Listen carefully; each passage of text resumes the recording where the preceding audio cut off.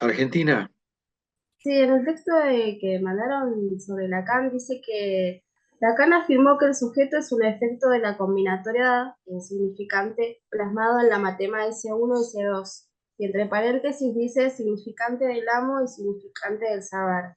O sea, eso se podría explicarlo un poquito. sí. Bueno, en principio vamos a ponernos de acuerdo de lo que es un matema. Un matema es una formulación que por supuesto tiene una raíz que liga con la matemática, pero una combinatoria de símbolos inventada por Lacan. Matema es un término que no es un neologismo de Lacan, es un término que tiene origen griego, el griego clásico, que indica combinatoria de signos para expresar algo, tal como ocurre en la matemática. Lacan, en su intento por convertir el psicoanálisis en una ciencia, recurrió a varias categorías, varias disciplinas de la época, como es la lingüística estructural, la antropología estructural, la topología, la lógica, la matemática. Los matemas son combinatorias de símbolos que implican reproducciones de conceptos a la mínima expresión. Por ejemplo, S1. Cada vez que ustedes vean una S mayúscula, estamos hablando de un significante. ¿Qué es un significante? Típicamente es una palabra, pero más que una palabra, es una parte de la palabra que llamamos imagen acústica. Es lo que se oye. El signo lingüístico implica el significante, una barra, y un significado abajo, S minúscula. Podríamos decir que el significante pertenece al universo simbólico y el significado al universo imaginario. Para dar cuenta de lo que llamamos el discurso del amo, Lacan recurre a la mínima expresión, S1. Obviamente que S1 es un símbolo, no hay ahí un discurso propiamente dicho, hay un símbolo que representa el lugar topológico desde el cual habla un amo respecto de otro espacio ocupado por el esclavo. Esto viene de Hegel, dialéctica del amo y el esclavo. El discurso del amo solo implica la imposibilidad de la comparación, por lo tanto la imposibilidad de sentido. Una de las características del significante es que requiere siempre de por lo menos un otro significante para que haya sentido, para que haya significación. Esto se llama teoría del valor. Es como decir los sujetos. Los sujetos, ¿qué valor tiene cada sujeto? Y si lo piensan bien, cada uno de nosotros tiene un valor respecto a algún otro sujeto. No hay sujeto sin el otro, que es el matema mínimo del psicoanálisis. Sujeto, guión, otro, otro sujeto. El significante que le sigue al S1 es el S2, que llamamos significante del saber, porque recién cuando aparece un segundo significante hay un efecto de saber. Vamos a poner un ejemplo. Un chico nace en el medio del campo. Todo lo que conoce es el discurso de los padres, el entorno natural del campo. Con toda razón piensa que todo el mundo es así, hasta que aparece la contracara del campo, que es la ciudad, por ejemplo. Entonces recién ahí hay una articulación entre ese uno y ese 2, porque en todo caso hay una puesta en contexto en donde a partir de la comparación él asume que no todo el universo es el campo, que hay otras cosas, por ejemplo la ciudad. En el marco del dispositivo analítico, el analizante viene con un discurso que a primera vista es el discurso del amo, porque el que habla es un yo que está seguro, y podríamos decir que tiene la ilusión, de que sabe lo que dice y sabe quién es. Cuando a través del psicoanálisis asumimos que el yo no sabe lo que dice, no sabe quién es, en todo caso ocupa el lugar de la ignorancia. En el dispositivo analítico, el yo profiere un discurso desde ese supuesto lugar de conocimiento. Entonces llamamos discurso de la S1. Ahora, ese S1 pertenece al puro registro imaginario, porque ¿desde dónde habla ese yo? Habla desde su novela personal del neurótico, desde una ficción. Cuando interviene el analista, ¿cuál es la maniobra? Pasar al registro simbólico. Cuando el analista formula una interpretación, por poner el caso más conocido, o por lo menos más de mayor intensidad en lo que es una intervención, una interpretación. Entonces, opera como opera el chiste. El chiste es una narrativa imaginaria que tiene un remate que quiebra el sentido y por eso produce lo que produce un chiste. Bueno, la interpretación es lo mismo. En realidad, toda intervención que intente pasar del registro imaginario al simbólico tiene la estructura del chiste. Y además, el propósito es ese, sorprender con una intervención sacada del discurso del otro, no de la nada, de ninguna galera, sino del discurso del otro, para que ahí se produzca lo que la escuela inglesa llama un insight, un poner a la vista algo que, por ejemplo, estaba inconscientizado. Cuando se produce la articulación S1 y S2, que sería este otro discurso, la intervención, emana de esto un efecto sujeto que no es una persona, es un salto cualitativo para las dos personas que están en el dispositivo. Es decir, un salto de comprensión, un salto de lo que podríamos llamar un darse cuenta, si es que obviamente la intervención dio en el blanco que quería pegar, y si el otro asume y toma como verdadera la intervención del analista. Yo sé que no alcanza con esto, pero es una aproximación para que nosotros tengamos una cierta idea de lo que podría arrojar cierta luz sobre lo que preguntó Argentina. Por supuesto que todo análisis, por más que esté terminado, deja un resto inanalizable, que podría retomarse en una sesión posterior o inclusive en otro análisis. Ahora, desde el punto de vista clínico y de la experiencia de consultorio, el fin de la transferencia es cuando lo que dice el analista no produce ningún efecto sorpresa. Cuando vos ya te das cuenta lo que te van a decir, se terminó el análisis. Y esto pasa, ¿eh? Las intervenciones se gastan, pierden efecto. Fíjense que en la época de Freud, en los años dorados del psicoanálisis, la intervención más crítica y que mayor efecto producía era el señalamiento del deseo incestuoso. Hoy nadie se mete con eso, porque se gastó, se terminó. No tiene ningún sentido que uno le diga a un analizante lo que pasa es que usted quiere acostarse con su papá. No tiene ningún sentido. Yo he visto en la clínica, sobre todo como analizante, he visto el desgaste del discurso del analista, la ausencia de sorpresa, y cuando decimos sorpresa, estamos diciendo, estamos justificando por qué Lacan dijo que el dispositivo analítico debe ser un dispositivo histerizado, a diferencia de la escuela inglesa, que era un dispositivo obsesivo, porque las respuestas estaban dentro de un ritual repetitivo.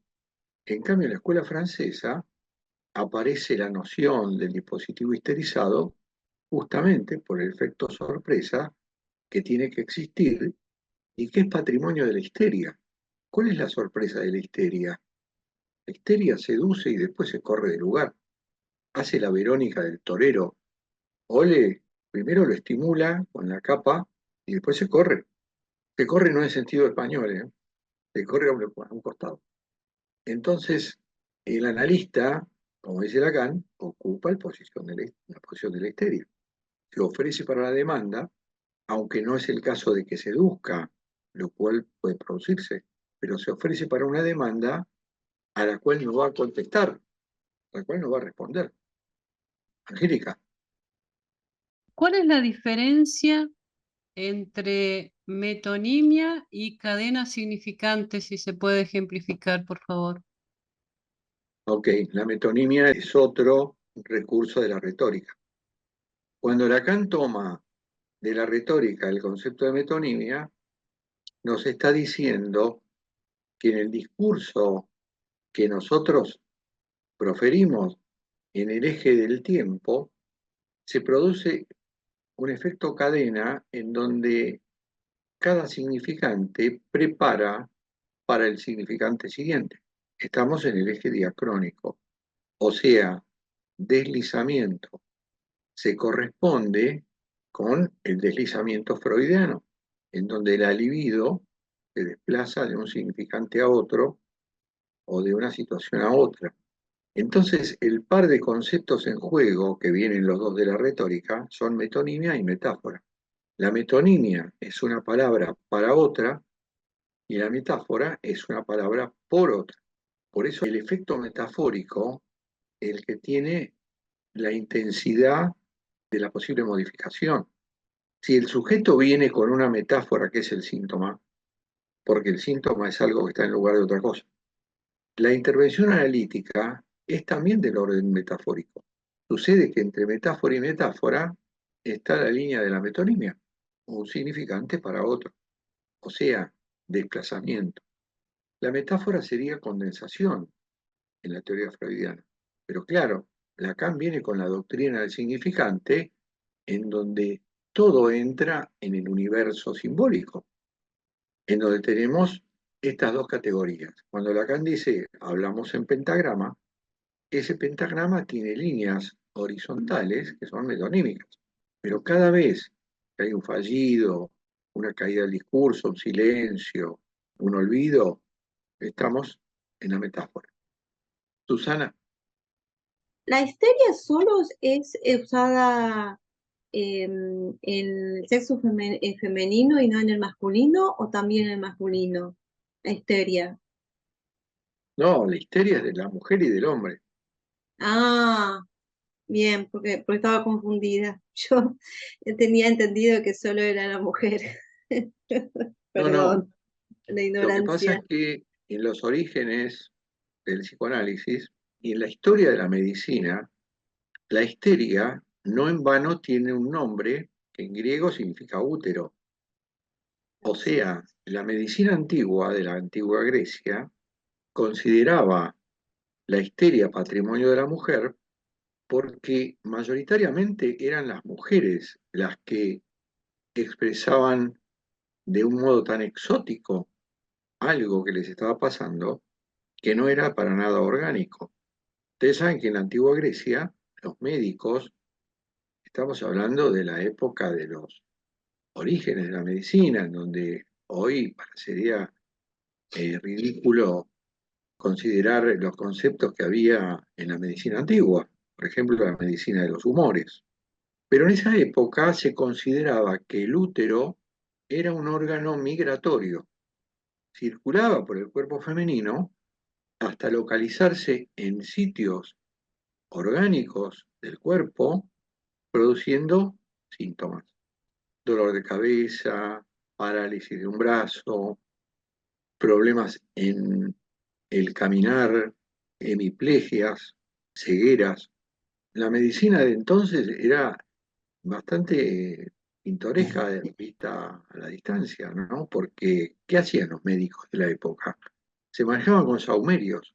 Entonces, si ellos consideraban que el útero se había desplazado a la cabeza, y entonces la mujer tenía migraña, le acercaban a la cabeza saumerios desagradables para espantar el útero de allí y le ponían saumerios agradables en donde el útero debería estar colocado, o sea, en el vientre de la mujer.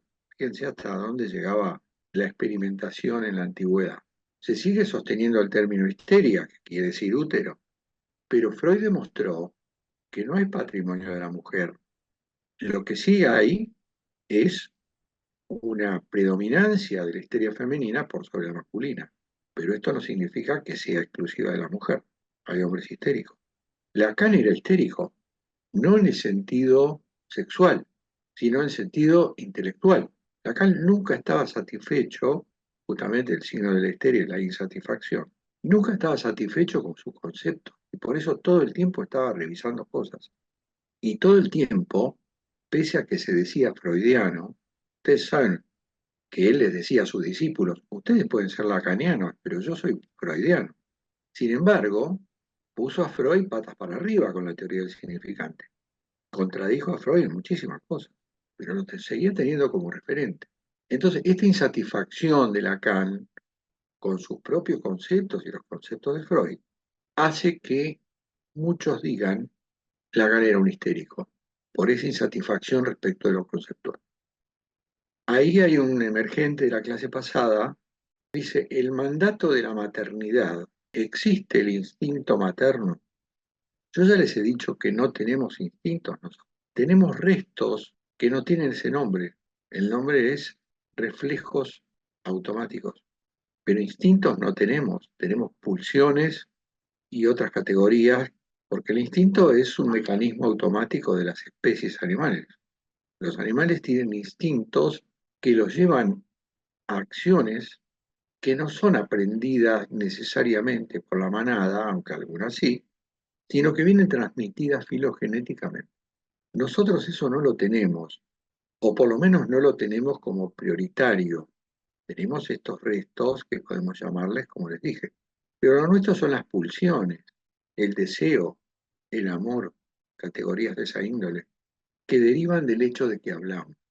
Y esto hay que tenerlo muy en cuenta, ya que en principio somos la única especie que habla y por lo tanto es la única especie que como individuos, la palabra individuo no va, porque individuo quiere decir individuo, no divisible por dos.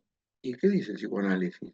Somos sujetos divididos, divididos entre el sistema psicológico y el sistema inconsciente, que son dos categorías completamente diferentes y que se desconocen mutuamente.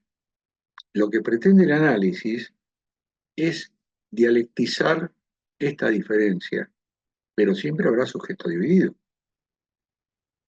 Individuo es una categoría de la biología. Entonces una planta es un individuo, un perro es un individuo, un humano es un individuo, pero para la biología, para el psicoanálisis, es un término que se contradice con el hecho que descubre el psicoanálisis, que somos sujetos divididos, divididos en dos, entre el sistema psicológico, conciencia preconsciente, y el sistema inconsciente. Ahora, por esta división subjetiva es que nosotros tenemos una contradicción insalvable. Y ya se los he dicho muchas veces, si yo les pregunto a ustedes qué quieren de la vida, ustedes todos me van a decir, yo quiero ser feliz. Y eso es una pretensión del sistema psicológico. Pero resulta que también queremos ser infelices. Lo que pasa es que no nos damos cuenta. ¿Cuándo nos damos cuenta que queremos ser infelices? Y cuando cometemos errores, cuando nos autosaboteamos, cuando hacemos algo que rompe con aquello que nos daría placer o felicidad. ¿Cuál es la diferencia entre mujer fálica y madre fálica? En la clínica, en mi experiencia, no hay diferencia. Obviamente que no es lo mismo madre que mujer. Una madre es una mujer que tiene un hijo. En cualquier caso, tenga un hijo o no, una mujer puede ser fálica o ser considerada fálica, que es un adjetivo, por su posición frente al hombre. Su posición frente al hombre. Que paradójicamente pareciera que enarbola un poder, pero en el fondo el concepto de falo alude a una falta. El falo es lo que nos falta a cada uno para ser completo. Por eso el falo no existe y es un operador. Todo el mundo cree que alguien lo tiene y lo atribuimos al poder en todas sus formas. Dinero, poder político, poder militar, poder intelectual, lo que quieran atribuirle. Pero en todo caso, estamos hablando de mujeres fálicas, tengan o no tengan hijos. El asunto es con quién enarbolan ese supuesto falo. En el caso de la madre, obviamente con el hijo. Ya he mencionado en algún momento que las suposiciones de tenencia fálica en la madre aparecen en dos momentos de la crianza. Primero, cuando esa madre dice su primer no al crío. Y segundo, porque la madre tiene lo que se llama poder de significación. ¿Qué significa esto? Significa que cuando el chico balbucea, la madre traduce ese balbuceo a una significación concreta. Vos estás queriendo esto. Claro, nadie entiende lo que el chico quiere en ese balbuceo, pero ella le atribuye un deseo o una necesidad o una demanda. Entonces, en ese punto es cuando Lacan dice, desde el lado de la mujer fálica o de la madre fálica, que tiene el poder de significación, le devuelve al chico su mensaje en forma invertida con la significación incorporada. Vos querés tal cosa. Después vamos a ver cómo esto se traslada a la operatoria analítica cuando veamos algo del grafo del deseo, que es un tema pendiente, que lo vamos a abordar, tal como yo creo que debe ser transmitido a ustedes. Con esto les quiero decir que si leyeron el texto Lacan y el barroco, vamos a tratar de esquivar el barroquismo de Lacan para que ustedes no se compliquen, porque la idea acá no es que se compliquen con el aspecto filosófico de Lacan. La idea es que ustedes comprendan al teórico Lacan en aquellos conceptos que nos van a ser útiles en la clínica concreta y en la comprensión de lo que es un sujeto. Alberto, Hola Mario, me quedé pensando en una frase que dijiste hace un momento, que tiene que ver con el poder de significación de la madre. Como analistas, ¿cómo se trabaja cuando un analizante padece lo que ese poder de significación ha dejado en su vida? O sea, cuando detectamos que hay una palabra o una frase tan poderosa que viene de la madre, que al analizante lo hace padecer todo el tiempo. claro. Bueno, ahí estamos en el caso de la persistencia del discurso del amo en su peor costado, porque una madre que instala un discurso sabiendo que está construyendo un sujeto, se tiene que basar en algo, se tiene que basar, por ejemplo, en un dogma, la religión, en un deber ser de la época o de la comunidad, el machismo, por ejemplo. Eh, o sencillamente es una madre psicopática y está plenamente consciente de lo que está haciendo, de lo que está fabricando. Obviamente que no existe ninguna madre perfecta y es muy difícil encontrar equilibrio entre estas dos herramientas con las cuales se construye un sujeto, que son amor y ley. Fíjense ustedes que cuando decimos la sobreprotección es un modo de maltrato infantil, se hace en nombre del amor. Por lo tanto, nunca va a haber un equilibrio entre amor y ley, ya sea por defecto o por exceso, vamos a construir por lo menos un neurótico, por lo menos.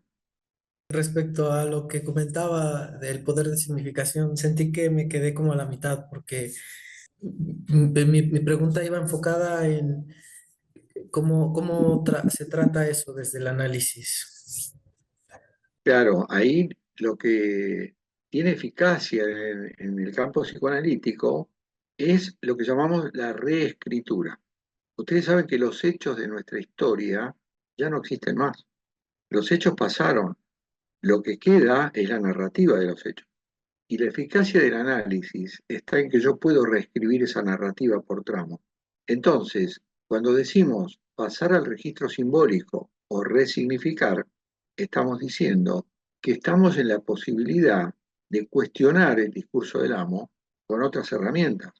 Porque si esto no sucede, es como que esa madre fue un amo absoluto. Ya sabemos que los absolutos existen, pero no están a nuestro alcance. Ahora, uno le puede dar entidad de absoluta a una madre que dijo algo que quedó para toda la vida. El análisis lo que pretende es resignificar ese pasado, ese tramo de la historia. No digo que sea una tarea fácil, ¿eh? Hace falta mucho trabajo analítico para disolver el discurso del amo de una madre como la que has descrito. El falo es como si a mí me faltara una herramienta extra para ser todopoderoso y completo. Que Por eso sería el yo, real, el imaginario y el simbólico, ¿no? bueno, vamos por partes. Vos me estás preguntando sobre el falo, yo te digo, bueno, el falo es aquello que está en el lugar de la falta, en donde el sujeto siente que ese falo, de tenerlo, lo completaría. Y encontramos en el narcisismo una creencia de posesión, tal vez sostenida en ciertos elementos materiales que sí se poseen. Por eso al sujeto hay que descompletarlo en ese caso, hay que castrarlo, en otras palabras. El sujeto que tiene posibilidades de supervivencia y prosperidad es el sujeto castrado, es el sujeto que acepta su finitud, acepta su potencia relativa, ha incorporado la imposibilidad de la omnipotencia, se mantiene en un rango de posibilidad acotado. Nosotros no podemos todo, ni lo sabemos todo, ni tenemos la posibilidad de llegar a verdades absolutas. Esta es la castración del sujeto. La ciencia, como disciplina, también tiene la pretensión de llegar a la verdad absoluta, pero en la medida en que nos entrega verdades provisorias, por ejemplo, cómo funciona el átomo, y siempre queda un real incognoscible, está forcluyendo la verdad absoluta porque nos está haciendo creer que esa verdad parcial relativa a la que se llegó es correcta. Eso le pasó a Newton cuando planteó leyes universales que tenían eficacia, ecuaciones que efectivamente funcionaban, aunque estaba equivocado en el origen de su creencia respecto de la atracción de las masas. Tuvo que venir Einstein para decirle, las masas no se atraen, las masas curvan el espacio y hacen que parezca que se atraen. ¿Se entiende lo que digo? Sí, Mario, muchas gracias. Entonces, una primera aproximación porque le estoy robando tiempo al grupo operativo. Una aproximación es que toda experiencia humana pasa por lo simbólico. Toda experiencia humana, aunque no sea mencionada una sola palabra, está previamente y sin que nos demos cuenta, metida en un discurso. Acuérdense que el lenguaje nos preexiste y también nos preexisten los discursos. Cualquier cosa que nos suceda a los humanos está metido en un texto.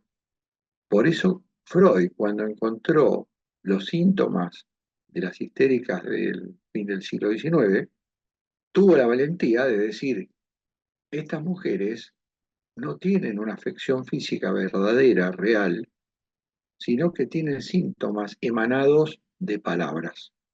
Él no hablaba de significantes, hablaba de palabras. Lacan, cuando trae la doctrina del significante, que es mucho más rica, porque hay muchos más significantes que palabras, y eso en cada uno de nosotros tiene un nombre, se llama batería significante, que es inmensa con respecto al número de palabras que conocemos. Todo lo que nos pase, lo que sentimos, lo que fantaseamos, lo que deseamos, nuestros temores, nuestros afectos, todo está previamente articulado discursivamente. Que no nos demos cuenta es otra historia. Por eso la eficacia del psicoanálisis pasa por un efecto de discurso. Ese efecto de discurso, cuando logra articular determinados significantes, produce el salto cualitativo que pretendemos en el analizante. Llámese, pase al registro simbólico, insight, comprensión, dialectización de aspectos inconscientes con los conscientes, llámenlo como le llamen, hay un salto cualitativo en el sujeto, pero siempre y eternamente permanecerá dividido, porque no se agota el inconsciente en ninguna temporada analítica, así dure 10.000 años, no se agota, siendo que el inconsciente no es infinito, el trabajo analítico podría hacerlo, porque siempre hay un resto por analizar, siempre hay un resto caído que queda para la sesión siguiente. Desde ese punto de vista, como dijo Freud, el análisis sería interminable. Bueno, gente, me van a disculpar, pero ya Gracias, basta. Mario.